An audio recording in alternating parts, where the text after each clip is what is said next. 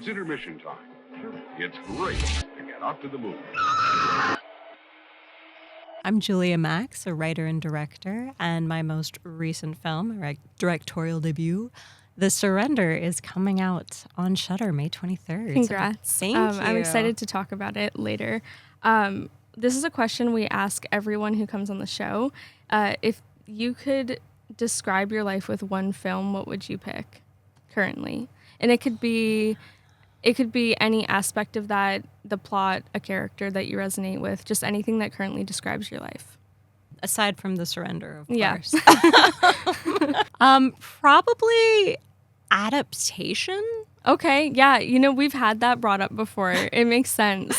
It's a great movie, Yeah. but I feel like anytime you start writing a new project, you always kind of Yeah. feel like that, where you're like, there's so many different directions to go. Mm-hmm. Which road do I go down? Yeah. I'm going to move into our general movie get to know you segment Sure. before we get into The Surrender.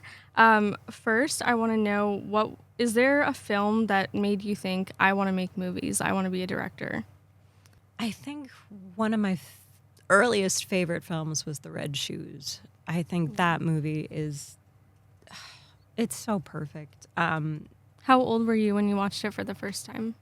About 5. Did you grow up on a lot of classic movies? I did. The Red Shoes and Wuthering Heights were like my go-to at 5 years old, which the weirdest choices. I don't know why. I love that, though. That's really cute. And going off of that, was there like a pivotal moment in your life where it kind of, storytelling kind of clicked as like that was your path, like that's what you wanted to dedicate your life to? I mean, I grew up in Los Angeles, and both my parents are in the film industry, so I grew up on movie sets since I was a baby. So I've known from day one I want to be in films. Yeah. And I've always loved storytelling. I love delving into the characters and creating these worlds. I love reading too and getting to construct that in your mind, but there's something about actually putting that on film and getting to share your vision with other people that I think is remarkable. When you were growing up on sets with your parents, did it seem glamorous to you at the time, or did it just seem normal? Like that's just what life was. The funny thing is, I found it very glamorous, even though everyone around me was like, this is not the glamorous part. Yeah. Once you've been on set for like 14 hours and everyone's exhausted and like just waiting to go home, and I'd be like, this is amazing. And everyone's like, why? Yeah. This is awful. But I love it. Who were your early creative role models in or out of film? I know you just touched on your parents, but if in film or out of film? Probably my stepfather was my biggest role model growing up. He was an actor, and he just approached each project and each character with such passion and enthusiasm, and it gave him this really young and playful spirit, which I always really admired. And so, growing up, I wanted to be just like him. But in terms of, other filmmakers, of course, I mean, this is so cliche, but Stanley Kubrick and, De Palma and like Hitchcock, all the classics, of course. Yeah. Those films leave such a lasting impression with the visuals that they create. Do you have a favorite from them? Probably, I know this is so cliche, but probably The Shining. I love that movie so much. It's a classic for a reason. It is. I watch it. I think that is probably my most watched film. Really? How many times would you say you've watched it? I mean, at least once a year. Okay. How can you not? It's fantastic. When do you find yourself watching it? Is it like a tradition where you watch it around a certain time, or just is it a comfort movie? I know that's crazy. It is a comfort movie. I enjoy watching it in the fall just because it's like very wintry and cold, and it's like, the seasons are changing. It's time to go back to the Overlook. Yeah. I love the idea of that being a comfort movie. Like you've had a horrible day and you just want to feel better, so you throw on The Shining. Oh, absolutely. I mean, the other go-to comfort, it's a mini series technically, but have you ever seen Rose Red? No, I haven't. It's so good. Is it also horror? Is it? Yes, it's Stephen King. Okay. It's delightful. That is very comforting. I have a friend who she loves horror movies, and she will literally put on a horror movie to fall asleep. Like that's her, which I think is so crazy. But I guess it depends. There are definitely those comfort ones. I think Storm of the Season and Rose Red are definitely that for me. Okay, so you are a writer and director. Yes. And I'm wondering if there is, like, when you are writing, are you always writing with yourself in mind to direct, or would you be open to having somebody else direct something that you've written? Oh, that's a great question. It really depends on the project. If it's something that feels very personal to me, then I've got to direct it. But there are absolutely some projects that I've written where I'm just like, I love the story. I'm on board with this, but it doesn't resonate so deeply with me. I'm not pulling from my own experiences as much, so it's easier for me to let those ones go. Yeah, and vice versa. Would you have someone direct something you've written? Yeah, absolutely. We kind of touched on this, but is there one director who's kind of your North Star? Like you look to this particular person for inspiration, or you've kind of looked up to, like, you can't go wrong in their filmography? I mean, there are so many fantastic directors out there. I find that rather than like looking back at some of the masters who I very much admire, I actually find it far more inspiring to look at contemporary filmmakers who are making films right now. There are so many women coming up in film that are creating just badass movies that I love. Jennifer Kent, Rose Glass, Julia Ducournau. I'm butchering that last name. I'm so sorry. But, I find it so inspiring, and I think their work is incredible, and I'm so excited to see where they go. I love that answer because I think you're right. Like a lot of the great filmmakers in the past, it's so limiting in terms of, who was able to make films and create films, and they're amazing and wonderful for a reason. But I do often find, like, I don't feel guilty, but it's just like when I'm shouting out, my favorites in the past, it just seems so limited. So I love that answer because we're moving forward into the future with so many amazing voices. Even The Substance with Courtney Fargeau. Like, I love that that's like, she's on the map.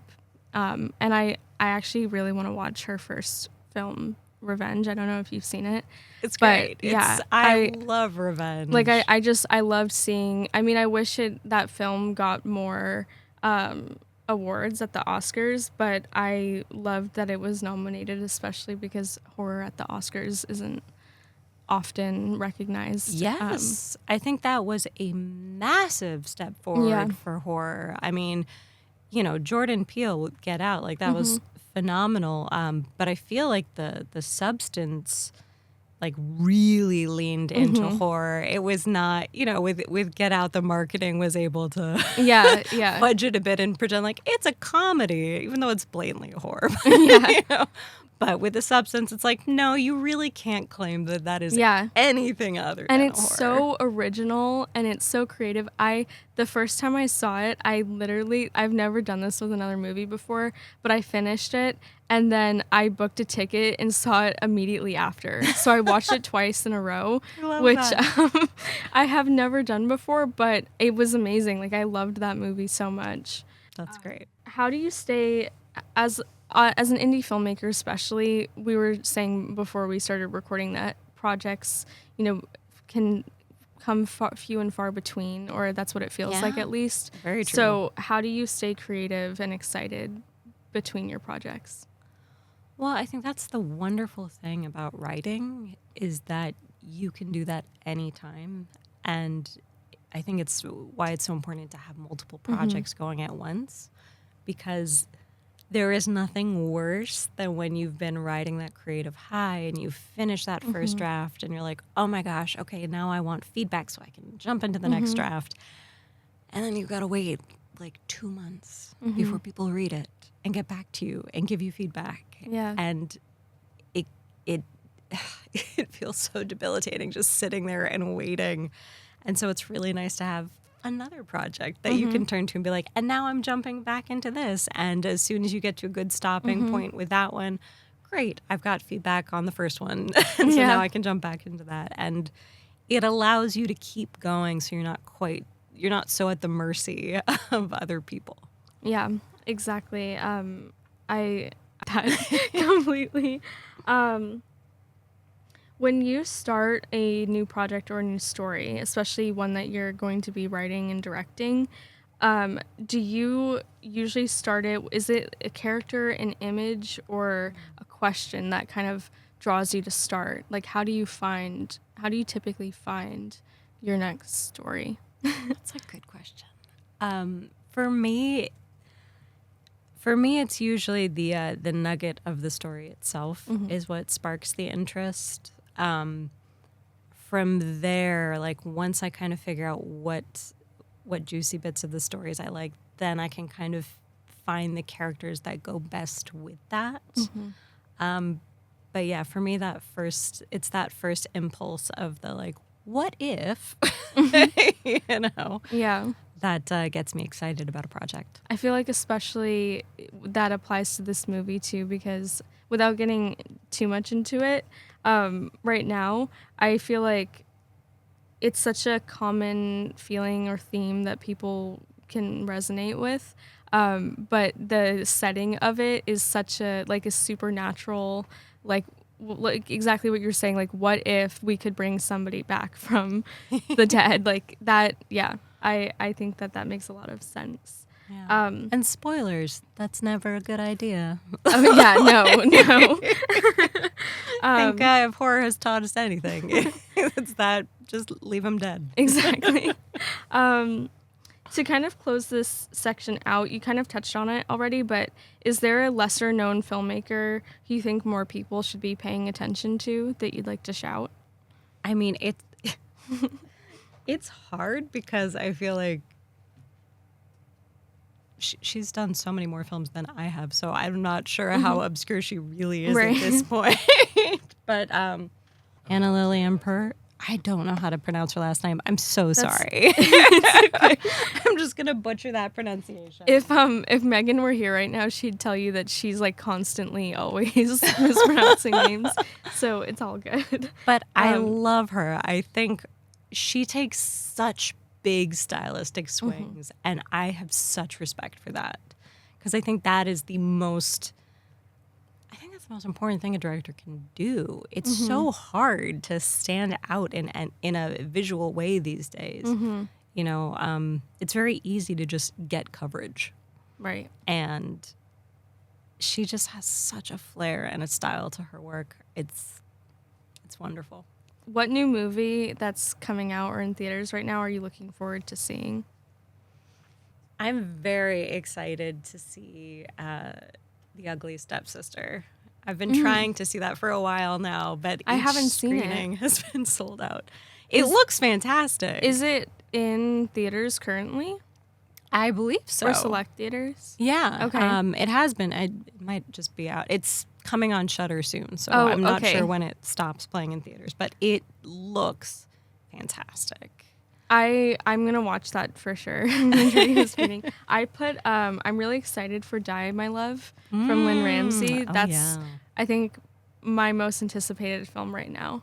And Jazeel and I and Megan, we were talking about this earlier, but The Weeknd's new movie that's out, I'm actually gonna see it after this episode. Oh, nice. I'm not excited for it, but I'm gonna go see it. Yeah, this might, I don't know if this is controversial. I'm not a fan of The Weeknd, like, as a person. It's fair. And I just know I'm not gonna like the movie. I think I'm gonna find it to be grandiose, like self-grandizing and kind of narcissistic.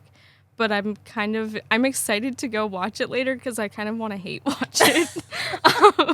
Which You know what? There is nothing wrong with hate watching. That sounds horrible because we talk about it all the time. Like, it's so hard to make a movie. It's so hard to get anything made, and I do have respect for that. But I feel like I can give this hot take because it's The Weeknd and because he's already, like, he has his success. You know what?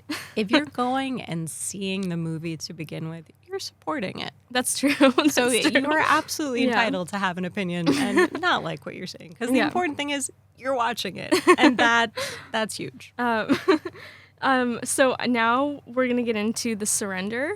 I'm going to read a little synopsis of it, and then we can get into the movie. When the family patriarch dies, a grieving mother and daughter risk their lives to perform a brutal resurrection ritual and bring him back from the dead. So you mentioned that this is your directorial debut for your first feature film, which is really exciting. Thank you. The cast in this, I'm a huge fan of. We have Colby Minifie as Megan, and then Kate Burton as Barbara, and I was introduced to Colby from The Boys, and I absolutely love that show. I know that Ulrich. Yeah. He is one of the producers of this, which is really cool. And also, Ian McDonald is a producer. And for those of you who remember, we had Ian on the show to talk about Women of the Hour, and he's your husband. He sure is. That's really loved cool. being here, so I'm so excited I get to follow in his footsteps. This is your first feature film. It debuted at South by Southwest, and it releases on Shudder on May 23rd. Mm-hmm. So can you tell me how this project came to you, if you're comfortable talking about that? Absolutely. This was loosely inspired by what my mother and I went through when my stepfather passed away. It was, a very difficult time, and my mother surprised me and was like, I'm hiring a death doula. And I had no idea what that was. And of course, my mind went to like the worst case scenario of what that could be. And that's exactly what this movie is. Wow. But thankfully, in real life, it was actually... And I was really glad that we had a death doula because she was very helpful and comforting. That's so interesting. Has your mom seen this movie? Yes. How does she feel about it? She really loves it. No, I ran the script by her before we started taking it out to producers because it's so, it's not us, but it is inspired by our relationship. And so I wanted to make sure she was on board with that and was okay with it before sharing it with anyone. Because if she was like, I don't like this, I don't want you to do it, I wouldn't have. So luckily she was very supportive, and it's actually been really great for our relationship. No, I love that. Nice. Yeah, the first thing that I really liked about this story is the cast. The cast is small, and the whole story feels very intimate. And it's such a heavy, even though it has like that horror supernatural setting, it is a very real theme that a lot of people deal with in grieving. So what was it like working with the actors on a topic so heavy like this? Oh, well, our actors were phenomenal. Kate and Colby are just such a dream team. Like, their performances are incredible in this, but we were very lucky. They're both theater actresses at heart, so they're very big on the rehearsal process. And so they were willing to come out a week early so that we could essentially do scene study work together. And in that time, they got to build their relationship and their dynamic with each other. And we got to really dig into the characters and kind of find all those subtle nuances, that make them feel so fleshed out. But one of the things that, we kept in mind a lot during all this is that none of these characters are villains. You know, everyone is genuinely trying to do their best and trying to be the best version that they can be of themselves. And you know, when you're going through the grieving process, you kind of lose your emotional filter.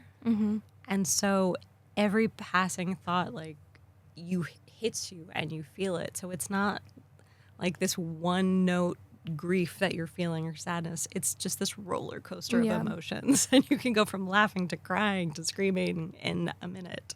I always wonder when I watch a movie with a topic like this, how, like, the emotional toll it takes on the actors, because they're not, you know, it's their characters who are grieving, but by portraying them, it's almost like they're putting themselves through the grieving process themselves. So I, like, that seems like such a complicated thing to navigate, because there's no like actual tangible grief in their life currently, but they're experiencing all of the stages. Yeah, they're putting themselves in that emotional place, and that's really difficult to do. Yeah. Sit with. We tried to be, you know, wary of that on set, and, you know, never did more than like 3-4 takes tops, so that they wouldn't get too burnt out. We did a lot of the scenes as oneers, or would just do like their coverage all the way through before going to the next, so they wouldn't have to do it repeatedly over and over with dozens of different setups. We tried to keep all of the setups to a minimum for that very reason. How long did it take to shoot the whole film? 18 days. Wow. Yeah. It was a quick one. Yeah. Wow, that's so... It always, like, whenever I hear how long a movie has taken, it always seems, like, so shocking. Usually, like, it doesn't really take that long. It's wild. Something I noticed about the way that the film is shot, at least for me, it kind of felt like I was an outsider looking in. The camera felt distant from the characters, kind of like it's giving them space almost. Was that intentional? Yes, very much so. Our wonderful DP, Kaylin Yatzko, and I talked at length about this. I really wanted the first act of the film to have that kind of distant feeling. So it's the camera's locked off. It rarely moves. And you're just kind of sitting with these characters in these uncomfortable, like, long scenes, so you can really feel the anxiety and tension building between them. And it's not until we kind of get into the second act that we start introducing movement and start coming in closer to them so that we can understand what they're going through a bit more. And then by the third act, of course, everything goes off the rails and we're just in constant movement and chaos. Yeah. And in that way, we really wanted the camera movement to kind of mimic the emotional journey of the women. And speaking of, like, kind of the structure of it, it's kind of like you were saying, there's a lot of build up to that third act, and then without giving away any spoilers, just the ending, like the way it ended, it was like it was so abrupt, but it also just, like, it made sense, because as somebody who's also kind of I've gone through grief in my life, so I really liked that ending. Thank you. Because there's no ending to grief, so it didn't feel like it didn't feel resolved in the sense that she was better, but I felt like it was very honest. Or it's just like kind of she had a moment of reprieve, or like an epiphany, or like she had processed something. So I really liked that. I really appreciate you saying that. I think it's difficult to strike that balance of giving a satisfying ending, but still allowing it to be open-ended enough that people can kind of take it as they will, you know, and put their own meaning on it. Exactly. I also, like, watching at first, before you kind of get into the meat of the story, Barbara's character kind of seems on a surface level so unreasonable almost, where you're like, what is she what is she thinking doing this, or like bringing in somebody to bring her husband back from the dead like that. It just seems so ludicrous almost. But I really empathized with her in particular, because it seems so ridiculous, but that's kind of what a grieving person's brain does. Like, yeah, I don't know. I don't know if you want to speak more on that, but I did find, I don't know, I empathized with her character.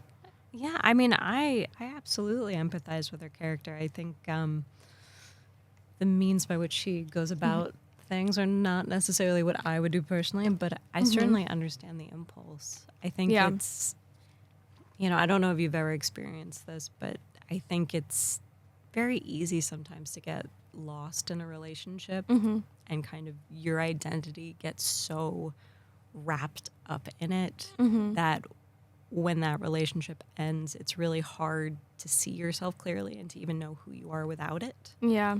And, I mean, Ian, we were talking about before, like, we've been together 7 years, and I'm already like, I don't know what I'd do without him. Like, our worlds are so enmeshed, and we help each other so much creatively with our stories, but to be with someone for 40 years. Yeah. I can't even imagine how difficult that would be. Yeah. To lose that. Even if we learned to, it's not, maybe it wasn't the most like idealistic romance, but it's definitely valid. And I kind of interpreted it as her brain's way of fighting for control. Like, yes, even when, exactly. When she was kind of controlling his medicine intake, it seems like what on the surface, it's like, why would a person do that? Why would she do, like, she's harming him? But in her brain, I imagine it's her fighting for control over a situation she has no control over. Yes, that is exactly it. That is what this movie is about at its core. Yeah, especially when we realize too, like, that in life and in their relationship, he was very controlling and micromanagey. So it's kind of her way of taking that back. It's very, like, there's a lot of layers. It's very nuanced. And kind of what you were saying about how, like, she makes these decisions that you're like, why are you doing that? That made me think of, I don't know if you've seen Morven Caller from Lynn Ramsey. Yeah. It's wonderful. But that movie is another one of those movies where, like, the main character has gone through this horrible, horrific thing. And every decision she makes, you're like, why is she doing that? Like, she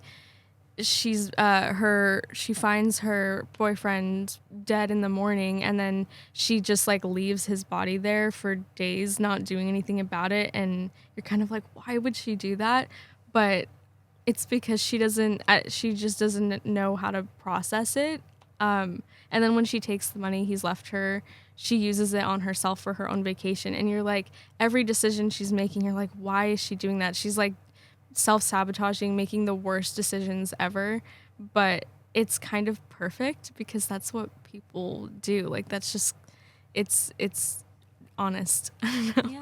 Yeah. I think we all like to imagine ourselves as being, like, really smart creatures who know exactly what to do, and it's so easy to look at other people and be like, oh, well, you're doing that wrong. But when you're in it, like, we all do stupid shit all the time that don't actually make sense if we were able to really take a step back and look at it. But in the moment, exactly. And I liked the contrast between Barbara's, the mom, her character, with Megan, her daughter, because I feel like both of their characters, like, how they're so different, but it's also how people can kind of grieve differently. Like, for Megan, she was definitely a lot more logical and like, Mom, why are you doing this? But she also had such an idealistic version of her father. And that was kind of, I interpreted that as well as, like, her coping mechanism. And then she kind of had a moment in the movie where she, like, realizes that, she goes back on certain memories and realizes her mom's perspective in it. But it's kind of also her way of coping with what's happened. So I liked their dynamic a lot because I feel like they're both valid in how they were reacting. Thank you. Yeah, I think it's incredibly difficult for people to see their parents clearly. Yeah.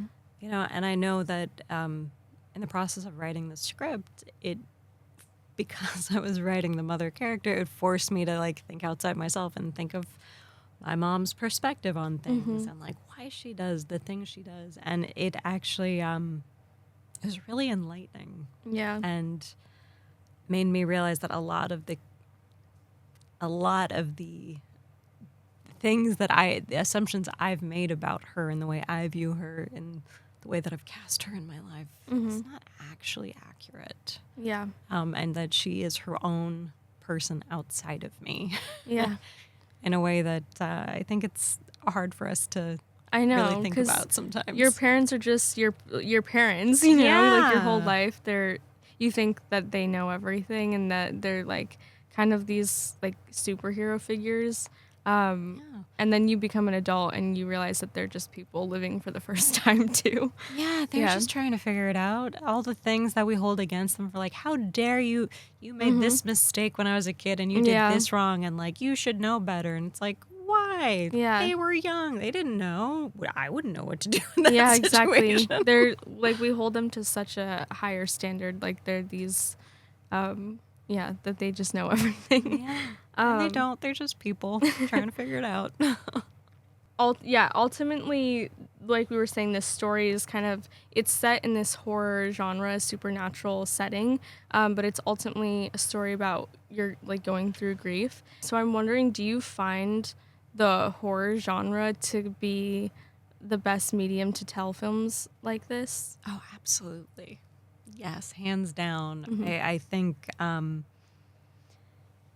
horror lends itself to, it allows you to explore really weighty subject matters that would just feel far too heavy-handed if you were to just come straight at them. Like, if this was just a straight drama, I think it would be way too intense. Yeah. I wouldn't want to watch it. Yeah.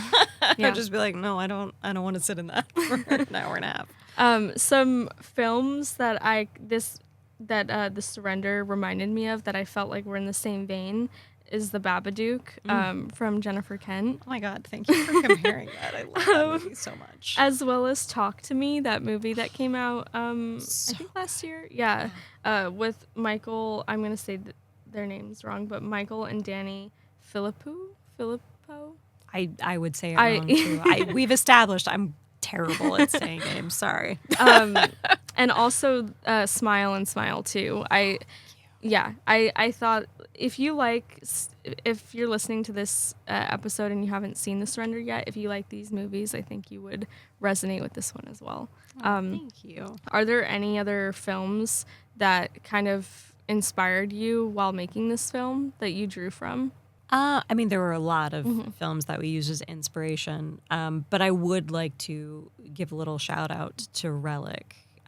Because that was a more recent film that also dealt with, mother, daughter, grandmother, like this generation of women in this family. And that was really inspiring because it was proof that people will go out and see a movie about mothers and daughters. Because when I started this, I had, there were a lot of people who were like, no one wants to see a mother-daughter movie. Like, you should really abandon this. Like, why do you think that was the feedback you were getting? I aside from like good old-fashioned like misogyny. I don't really know what else would be the reason. But yeah, I had a lot of people saying that, and thankfully I had other people like Ian and other friends who were very supportive and were just like, nope, this is great. Like, people do want to see mother-daughter stories. It is a relationship that's so perfect for a horror. Are you kidding? Yeah. And Relic was really wonderful in that it was just like, see, this is proof that a movie about that can do well.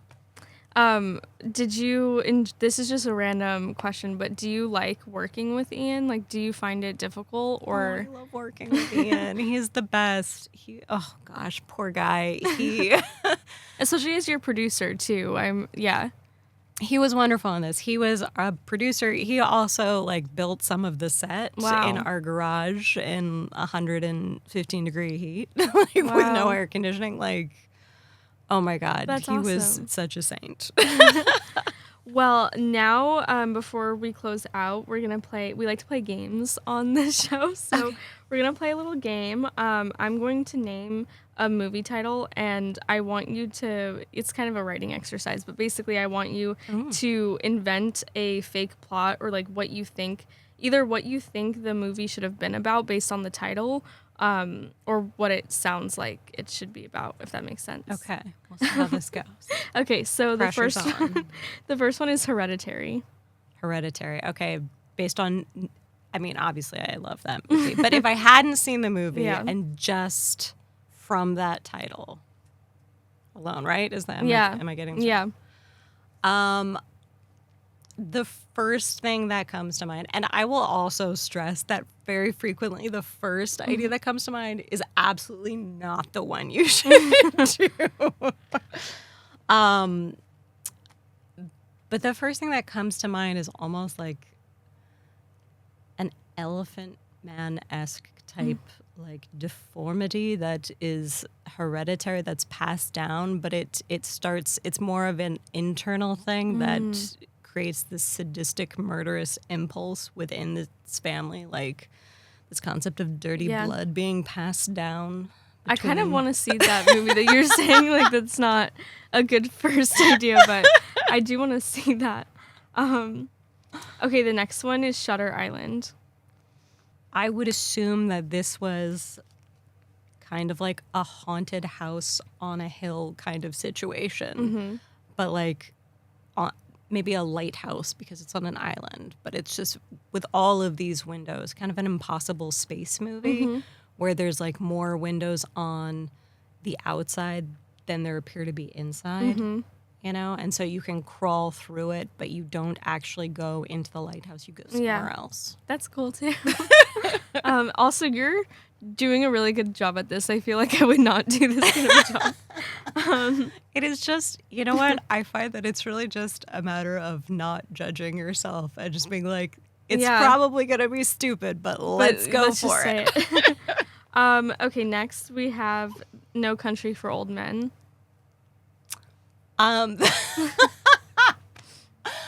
The first thing that makes me think of is kind of like a new take on Logan's Run, where it's like they kill people once they get to a certain age. Oh my God. Like, that's what I would assume from hearing that title. The Shape of Water. The Shape of Water. So I feel like that could be like a completely different direction than what the actual movie is. Oh, yeah. I mean, that would make me think of something about like an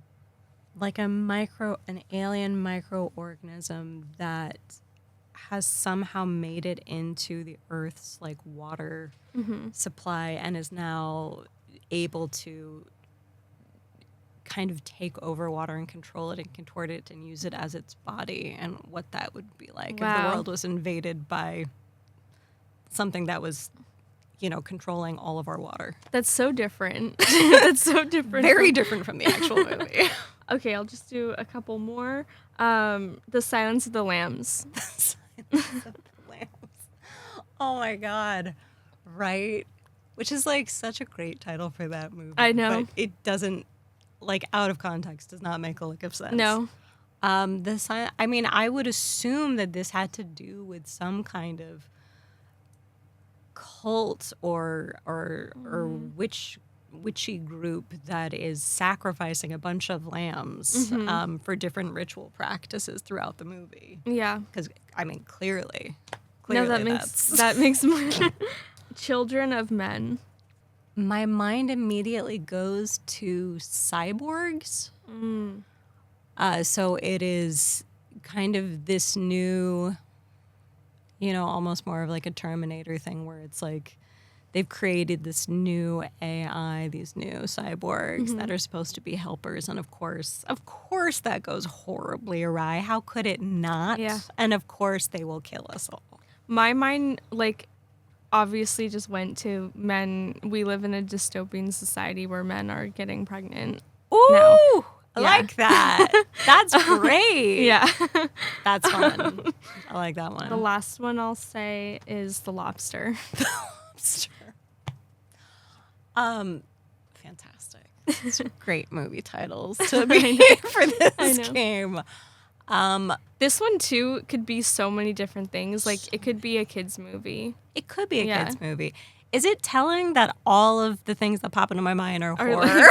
like, and sci-fi. And very, like, Black Mirror type. It's so true. That's where I always go. Yeah, with this one, the first thought was that it would be someone who has a severe reaction to eating lobster, and it actually that's slowly cool. starts to transform them into a lobster. That's, like, that's not that far off. I think that's from- the closest yeah. to what that movie actually Yeah. is. Yeah. So, you know what? Kudos to that title. Well, well, that's a good one to end on. So that's kind of all I had. Is there anything that we didn't touch on that you'd like to touch on in this episode? No, Or- this has been great. It has been such a pleasure talking with you. Yes, Thank same you. to you. So for the listener, do you just want to give a shout of your socials or your projects where they can watch The Surrender? Anything you want to shout? Great. Yeah, you can check out The Surrender this weekend, actually. We've got screenings at Look Cinemas and Alamo Oh, Draft that's cool. I House. didn't know it was going to be in theaters. I didn't either. It was a fun little surprise. That's really cool. It just kind of came up. So, yeah, you can check us out in theaters, which is always the best way to see Yep. a movie. But if not, we're going to be streaming on Shudder May 23rd. So we're very excited about that. Nice. Technically, I'm on Instagram. I'm terrible at Instagram, but I post occasionally, and I'm at Julia to the Max. That's a great name. You have a good name for that. Thank you. And we've also got, we're at the _surrender_film, I think. Okay. Film. Cool. Yes. Cool. Well, I'm excited for people to see this. And it was so fun talking to you. Such a pleasure. Yeah. And now it's time to get lost. Good evening. If you enjoyed this episode, be sure to leave us 5 stars on Spotify, Apple, or wherever you get your podcasts. To stay in touch, follow our Instagram page at It's Intermission Time and share with your friends. As always, Intermission is produced by Jazeel Chu and Olivia Deaton, and of course, hosted by yours truly, Megan Braun. This episode is brought to you by The Synagogue.